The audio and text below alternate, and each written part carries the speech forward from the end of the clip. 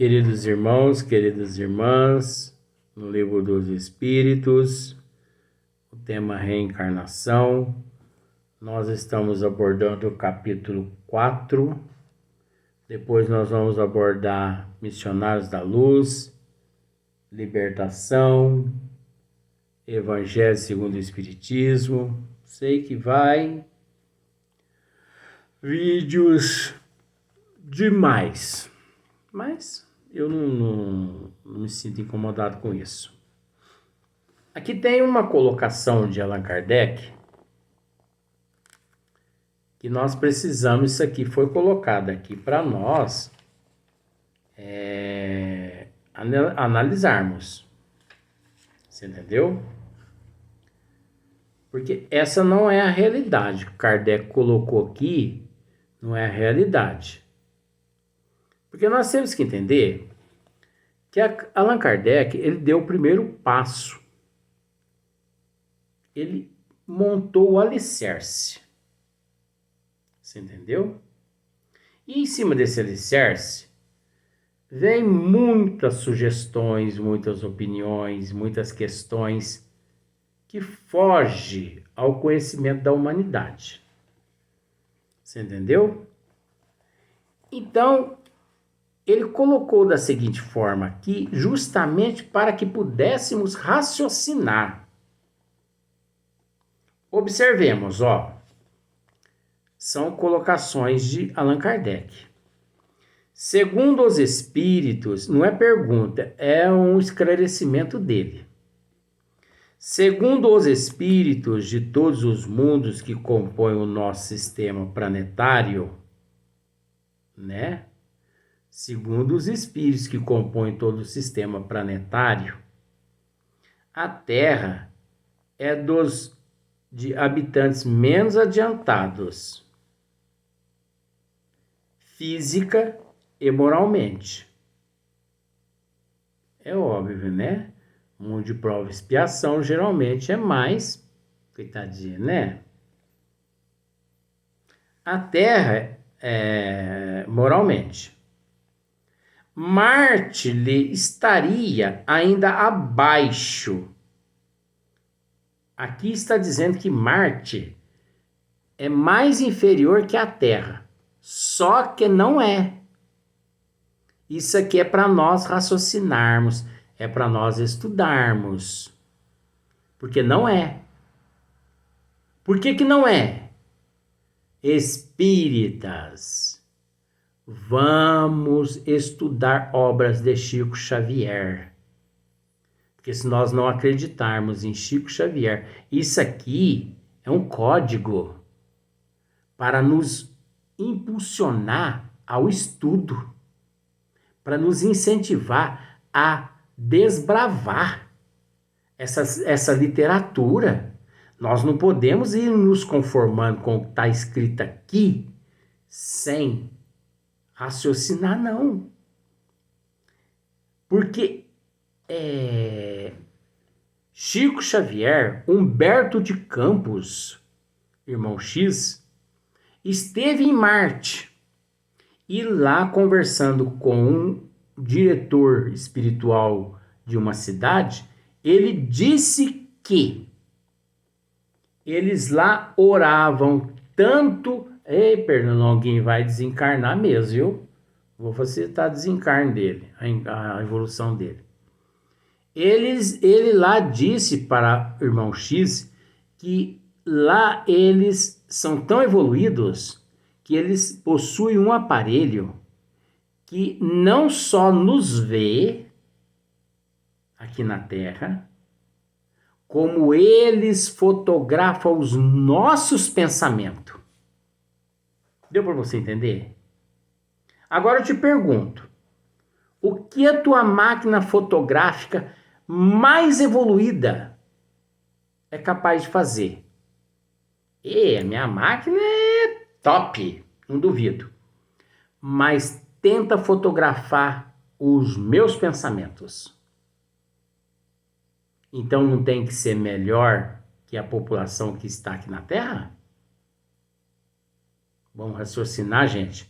Não vamos continuar comendo capim, não. Ah, mas foi Chico, foi Kardec quem disse. Não, Kardec colocou para nós raciocinar. Ele não afirmou nada. Ele colocou para nós raciocinar. Sendo-lhe Júpiter superior de muito a todos os respeitos. Júpiter, de fato, é um planeta muito superior. Eu posso dizer a vocês que Júpiter, no sistema solar, ele é o segundo planeta, é o primeiro planeta mais evoluído que existe no sistema solar. Depois é Marte, depois é Saturno. E tem outros também evoluídos mais que a Terra. Através das obras de Chico Xavier, Cartas de uma Morta, nós aprendemos isso lá. Não duvido, não acredite em mim não. Leia lá. Compre esse livro. O Sol não seria mundo habitado por seres corpóreos, mas simplesmente um lugar de reunião dos espíritos superiores, os quais se lá irradiam seus pensamentos para os outros mundos. Lá, gente, não é um planeta, o Sol não é um planeta, vamos pensar em planeta. Lá não é um planeta habitado, lá não é um Sol, o Sol não é habitado como aqui na Terra, mas é um local onde se reúne as grandes celebridades do nível de Jesus para cima, juntamente com os arquitetos siderais, para tratar de assuntos correspondentes à evolução do sistema solar e de vários outros sistemas solares. Mas se quisessem reencarnar lá, seres reencarnariam. Você sabe por quê? Porque nosso Senhor Jesus Cristo, hoje, ele habita, hoje ele vive em Sírio. E Sírio é o quê? É uma estrela. A estrela é o quê?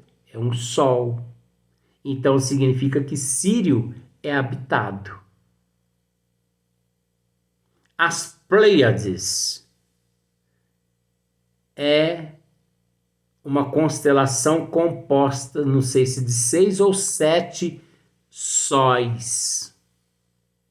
E é de lá que estão vindo os seres que estão nascendo aqui na Terra, denominado índigos e cristal. Então, lá nas Pleiades, que são sóis, lá esses sóis são habitados. Então, eles trataram do Sol nosso aqui do sistema solar, mas não generalizou-se nos universos e nas dimensões todas. Que eles dirigem por intermédio de espíritos menos elevados, transmitindo-as a este por meio do fluido universal, considerando do ponto de vista da sua constituição física. O Sol seria um foco de eletricidade, todos os sóis como que estariam em situações análogas. Olha só para você ver. Eles colocam como condições, como situações análogas, semelhantes, você entendeu? Para que possamos analisar através da reflexão de onde nosso Senhor Jesus Cristo veio e onde ele reside, em Sírio. Então, Sírio é habitado. As Pleiades, de onde estão vindo os seres índigo e cristal? Das Pleiades. Então, as Pleiades são habitadas. Nós temos que raciocinar, gente. O volume de cada um e a distância que esteja do Sol, nenhuma relação necessária guarda com o grau do seu adiantamento, pois que, do contrário, Vênus deveria ser tida por mais adiantado que a Terra. Gente, olha aqui para vocês verem. Vênus deveria ser tida por mais adiantado que a Terra, e Saturno menos do que Júpiter. Olha só para você ver. Tá vendo? Essa escala de mundos evoluídos. Quando é que você imaginaria que Vênus é um planeta habitado? Os cientistas dizem, os astrônomos dizem que não é.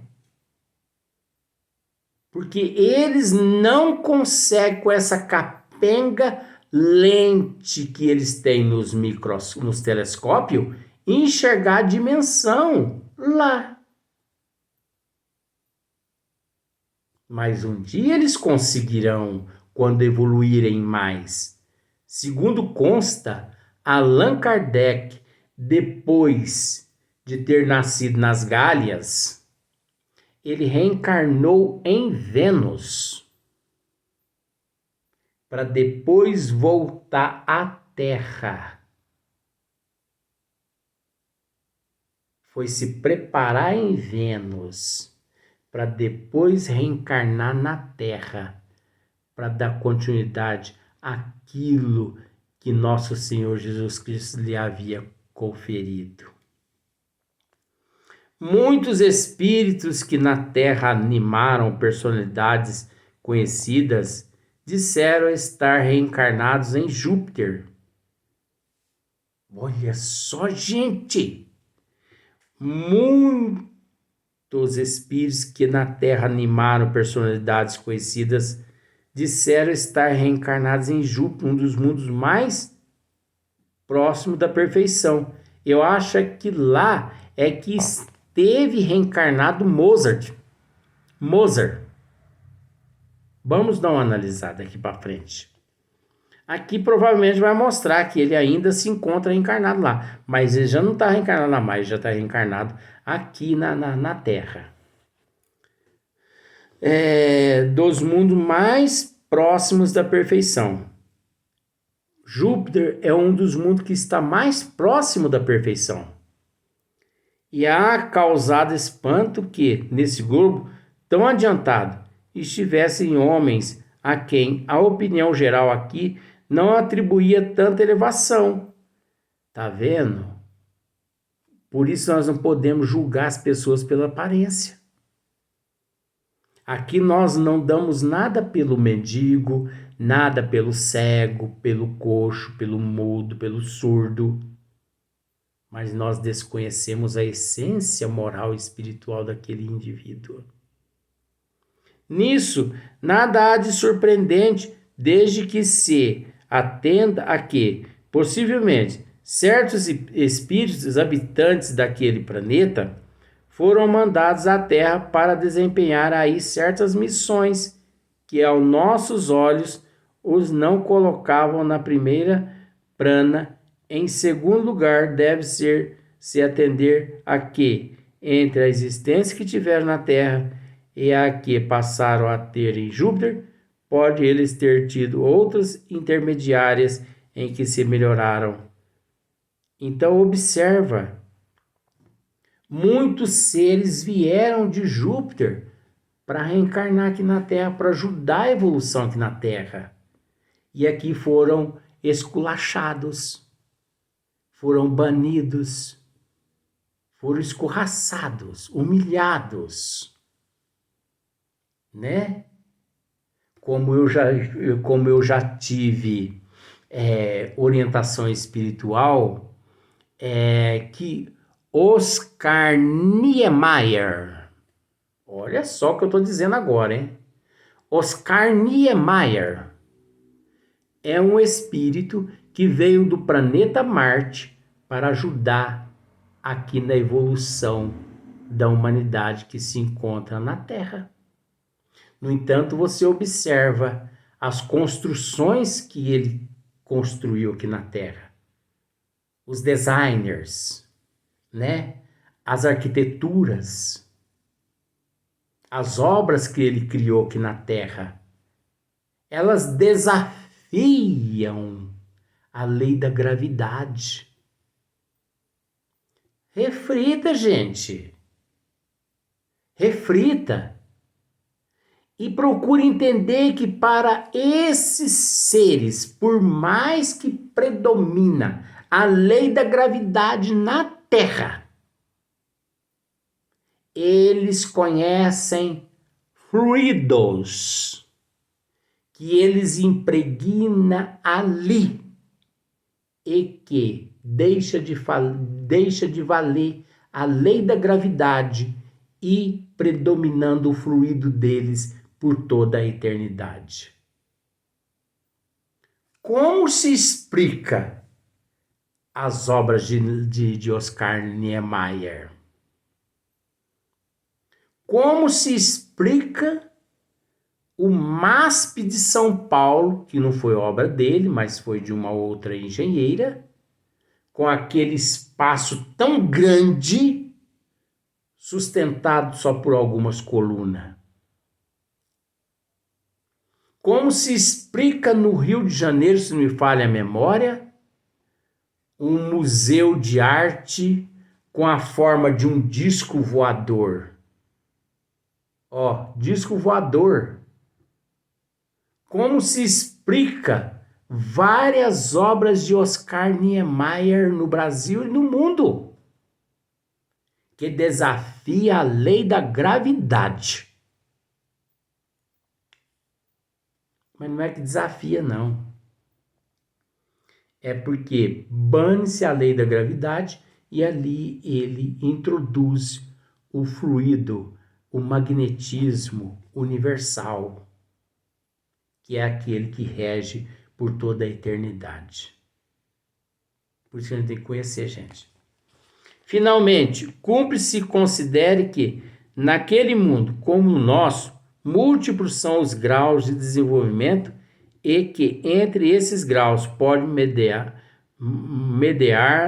a distância que vai entre nós, do selvagem ao homem civilizado. Assim, do fato de um espírito habitar Júpiter, não se segue que esteja no nível dos seres mais adiantados, do mesmo modo que ninguém pode considerar-se na categoria de um sábio do Instituto só porque reside em Paris.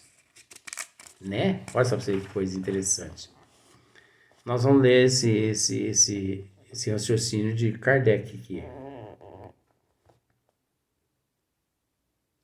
A vida do espírito em seu conjunto, as condições de longevidade não são tampouco em qualquer parte as mesmas que na Terra, e as idades não se pode comparar. Evocado, um espírito que desencarna havia alguns anos, diz que desde 6 meses antes estava encarnado em um mundo cujo nome é desconhecido.